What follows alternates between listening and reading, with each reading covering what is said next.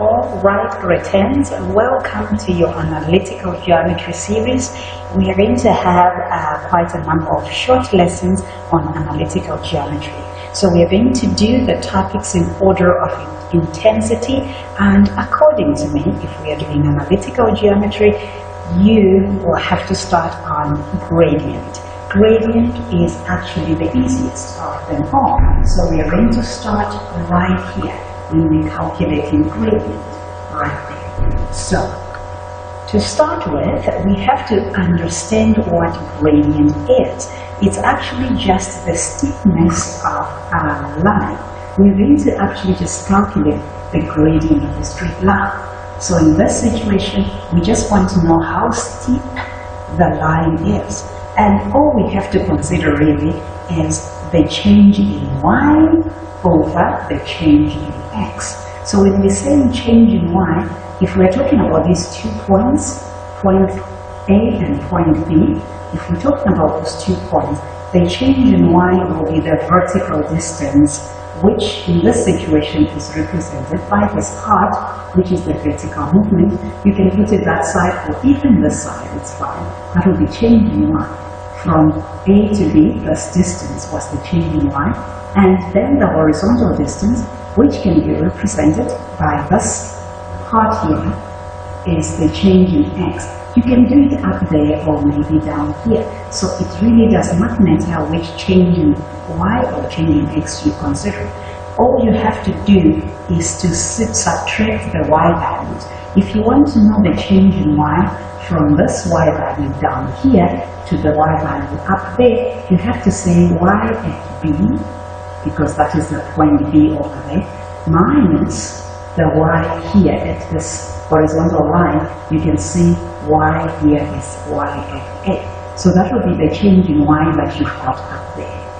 But remember, it is change in y over change in x. So you need to also look at the changes in x, that is, from here to there. So already I'm under the impression that at this point you should really know how to calculate gradient and where the formula comes from. So instead of dealing with A and B, I actually prefer dealing with 1 and 2. Numbers are easier. So whenever I calculate gradient from now on, you will see that we'll be using this formula here, where we just say y2 minus y1 over x2 minus x1. So let's go right into it and see how to apply this formula. Actually, I will help you enjoy this lesson, so let's carry on and have this one.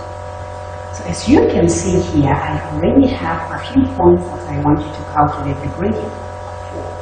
So you have to calculate the gradient of the lines joining the following points. So to start with, I really am going to create a bit of space for us, and then we can easily calculate the state. Okay, so let's create some space quickly.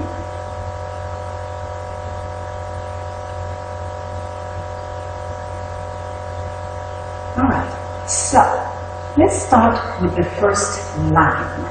So if you're looking at it, you're seeing there is 1 and -4, and then -2 and -7.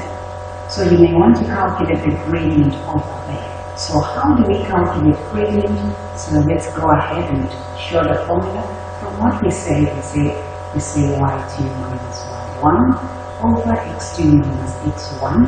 So if you have these 2 coordinates over there, I hope you can see them. Let's make this one our x2 and y2, and then these ones are x1 and y1. So if you're looking at it, you see how I am going to actually substitute. Here I'll take y2 as -7, and then I'll say minus 4. If you're looking, you see how I took that one and that one. And then now at the denominator I'm going to say -2 minus 1. So that will be the gradient we need at first. So this is going to be simple for us because we know that this is -7 plus 4, which will actually just be -3. So -3 divided by -3 will give us a gradient of 1. we don't struggle with calculation of gradient. Ever. You're not allowed to struggle with this. So for the second one, I'm going to do the same, but I'm not going to continue to rewrite this formula right here. Just know that for this lesson, I am considering these ones to be y2 and x2, and then these ones to be x1 and y1. So, for this one, I am again going to say, to get the gradient for the second one, I'm going to say 3 minus 0, that's gradient right there, divided by minus 6 minus 3, and you're following there. So the gradient for the second one, we are noticing how it is going to be. Let's have this at 3 divided by negative 9. So if it is like that, it's the same as saying negative 1 over 3. So that is the gradient we are getting for those 2 points.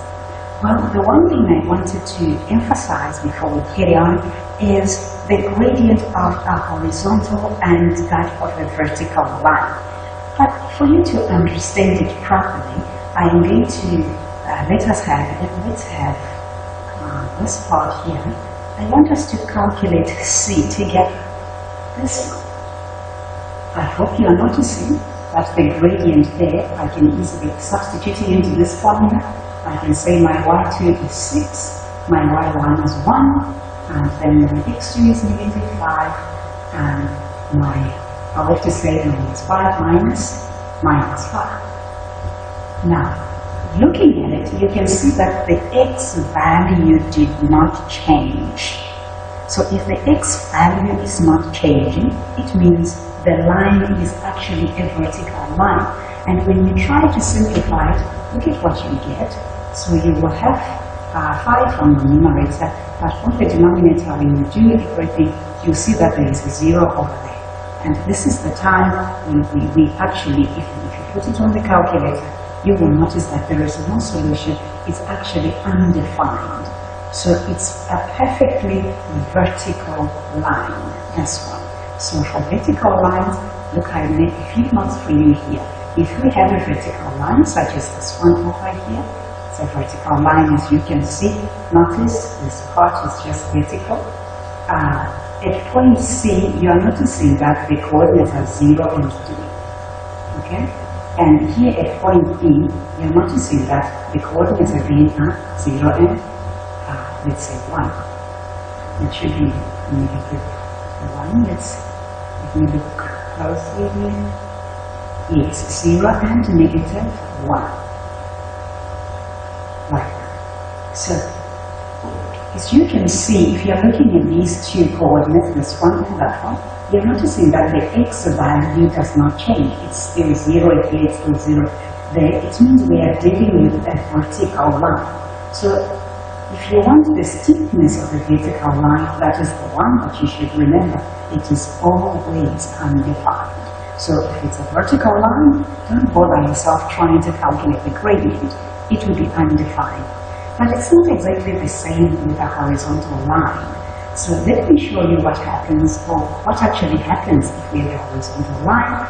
So look at these coordinates that I put here for us. I'm going to actually just erase B here so we can do D at that point. So if I ask you to calculate gradient there, I'm sure you've already done 1 minus 1 divided by 3 minus minus 2. The good thing is, here you're noticing that it's actually the y values that are not changing. Y is not changing all through. So if y is not changing all through, it means that that line is actually a horizontal line. So if you try to calculate the gradient, notice there will be a 0 on the numerator now, and then 3 plus 2 will be a 5. This whole thing will just be equal to 0. So the gradient for D is equal to 0. But what I'm saying is, please notice the y value is not changing. And because the y value is not changing, it means that it's a horizontal line. And I have your notes for you here that you can keep in mind. If you ever have a horizontal line in the future, so make it a point that part right there is saying that your gradient is always 0. Always 0 if you have a horizontal line.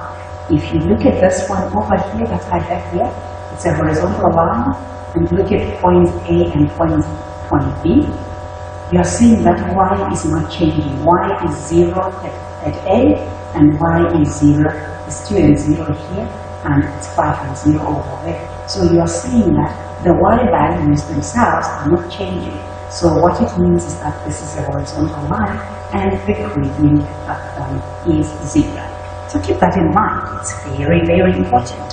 So now that you can calculate gradient, honestly, I think you knew how to calculate gradient before I mentioned it. But anyways, just you revised how to calculate gradient.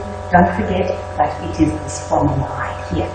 Don't mix up your y2 and y1. So if you decide that a coordinate, such as these two coordinates that we have, if you decide that this is going to be your y2, then your x2 should also come from this coordinate. And then these ones will be x1 and y1. The problem is if you start mixing them up. Okay, good. So after that, I also want you to know that once you know how to calculate gradient, you should be able to use it for something. And it is actually here when we actually start to talk about parallel lines. If you have parallel lines, such as the ones that I'm showing you over here, AB and CD, you're seeing how we have parallel lines. So the parallel lines, the one thing about them is that their gradient is exactly the same. So that's one thing that we use gradient for. If ever they mention that the lines are parallel, we know that their gradients should be the same. Or if they want us to prove that things are parallel, we may just calculate their gradient and see if the gradient is the same. Just like what I have here for you. Let's have it together quickly. This one up here. I hope you can see it. For some random reason, I think these are too small for you to see. So I'm just going to just hang in there for a second. Hopefully that is better. So you want to actually show, if you're given those points, A, B, C, and D. So what you're trying to do now is to show that those lines are parallel. So if you want to show that lines are parallel, like I've already mentioned, it will be better to calculate the gradient on those lines. So in this situation, the first thing we must try and do is to calculate the gradient of AB. For the love of time, I'm not going to write that formula for gradient because we are looking at it right on our left-hand side. So I am going to take these ones for AB. I'll take this one as my y2 and x2, and then this one is my x1 and y1, like that. So it means I'll say 3 minus 5 divided by minus 2 minus 1, which you can write really as plus. So the gradient of AB is going to be simple for us because 3 minus 5 will just be negative 2, and here at the bottom you have minus 2 plus 1, which is negative 1. So it's simple to simplify that one. So as you can see, we get our gradient of 2, isn't it? But we wanted to show that AB is parallel to CD. So what we really need at this point is also the gradient of CD. And let's see if these ones will be the same. So let's calculate it. So this is C and D. So you can put these ones as your 2's and these ones as your 1's. Okay, those are okay, 2's and 1's. So I'm going to say 2 minus 10 and say divided by 5 minus 9. So I hope you are either doing it with your calculator or maybe using your good brain. But either ways, you see that on top it's negative 8 and at the bottom it is negative 4. So as you can see, it will still be 2 as well. So we just established now that the gradient of AB is equal to the gradient of CD. And if this is the case, we can say therefore AB is parallel to CD. We managed to prove that. Okay, so that's what you do, or as a result of that, you can do it that way. Again, after you learn how to do gradient, you should be able to deal with perpendicular lines. Okay, so don't forget parallel lines, the gradient is the same. But for perpendicular lines, we mean lines that are at 90 degrees to each other, just like AB and CD here on the board. You can see there is a 90 degree over here. So they are at 90 degrees to each other, those two lines, they are perpendicular. And there is a relationship on gradients that these lines have. So as you can see in your notes here, I gave it to you already, the gradient of AB and the gradient of CD, the product will be -1. So they will multiply to give you -1. So that is one thing you must remember about perpendicular lines. So what I mean is, let's say maybe the gradient of your first line was 2/3. The gradient of your second line should be the negative reciprocal of the first one. So all you need to do is to invert that and then change the sign. So if you multiply M1 and M2 now, you will be able to get -1. So that is what if I figure out that the gradient of M1 is 2/3 and the gradient of M2 is -3/2, then of course those lines will be perpendicular, because if you say 2/3 multiplied by -3/2, you will definitely get -1. So that's what I mean. And don't forget the negative reciprocal thing to get the other gradient. We will use it a lot in the lessons to come. So for this particular question here, you were given these points A, B, C, and D. You want to show to us that AB is perpendicular to CD. So all you really have to do is to calculate the gradient of AB, and on the other hand, calculate the gradient of CD and see if there is going to be any relationship. So let's go ahead. It's these two that we are using. So remind me, I'm going to say -3, rather -7, -3. And then I'm going to say divided by 6 -3. I think you're noticing how I am calculating these ones, aren't you? So it should be simple for you to see. And of course, our solution here on the numerator we are seeing is -4, and this one at the bottom is 3. Okay, so if that is the gradient of AB, let's find out. We got AB. Let's find the gradient of CD.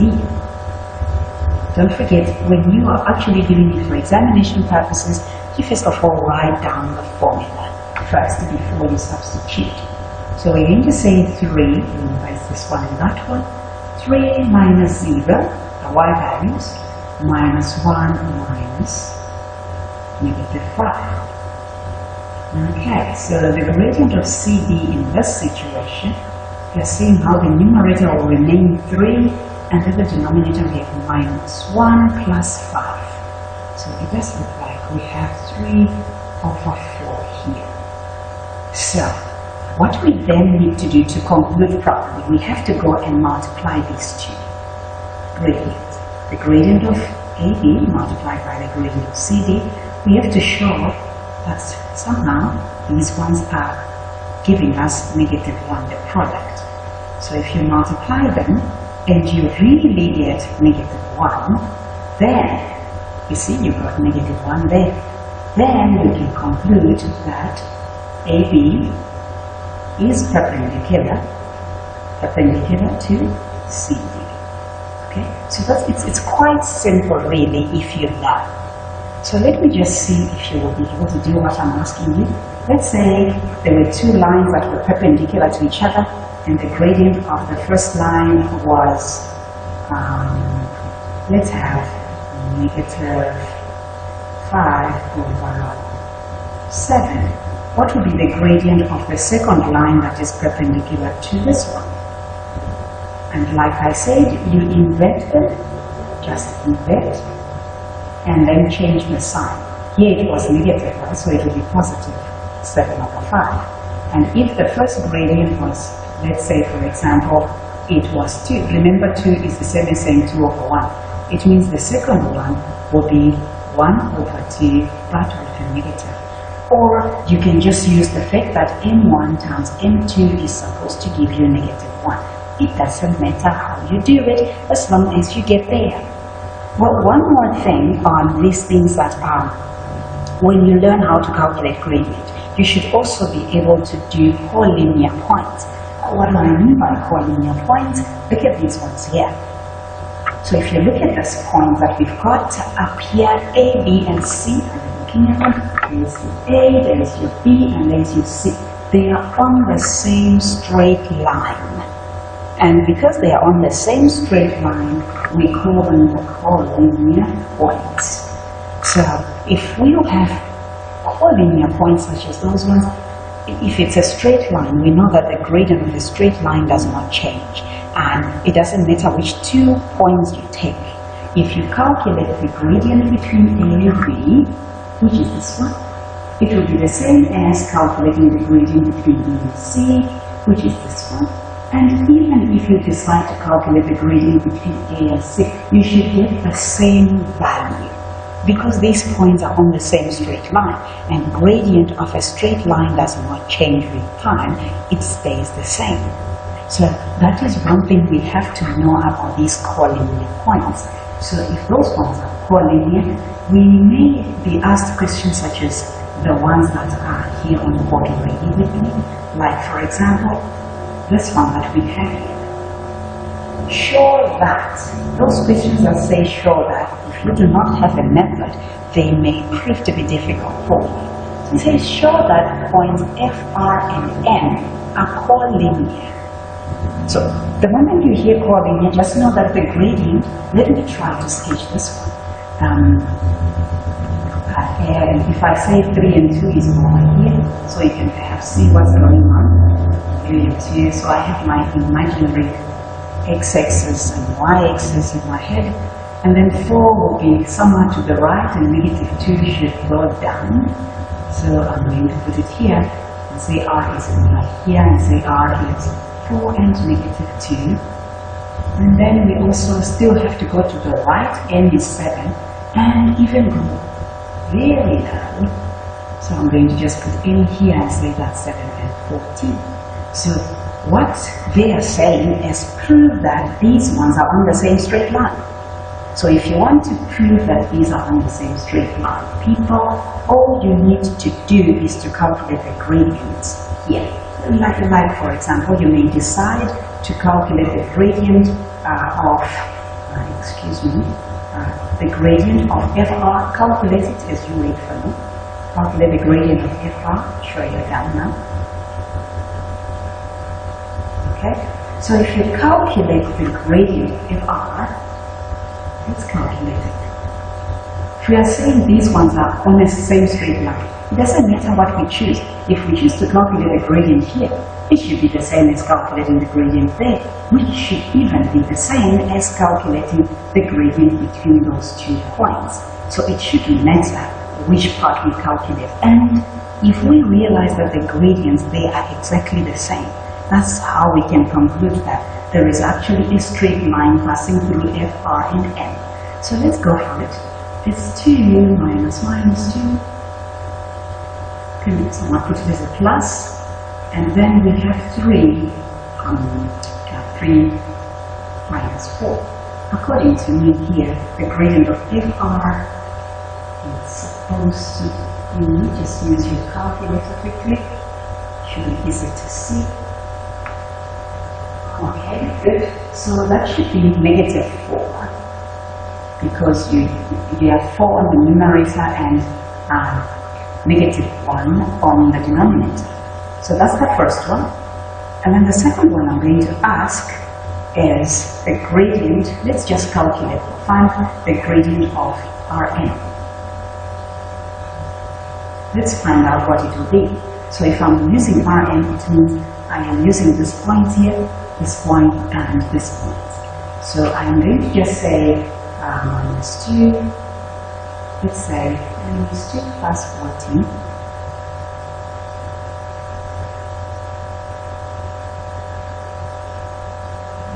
Okay, so it does look like I did not copy this right. It's negative 14 here, isn't it? So it will be negative 2 to be plus 14 because it's minus minus, okay? And then it's 4 minus 7. So our gradient for Rn is going to again be -4.